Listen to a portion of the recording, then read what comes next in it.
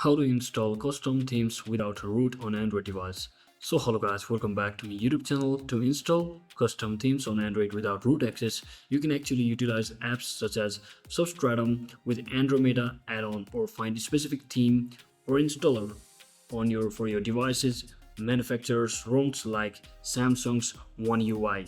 So as these methods often involves installing an app which is a potential desktop client and then applying theme through the app.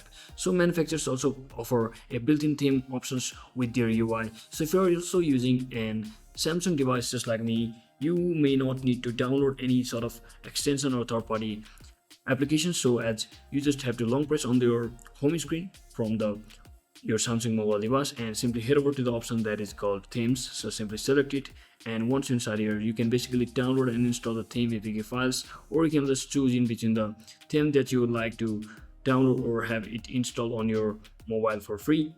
So you can also go for free version as well as paid version. So just choose the one you like and simply click on download and install, and simply click on apply to apply the changes or themes to your device. So that is it for today guys. Thanks for watching. Don't forget to like and subscribe.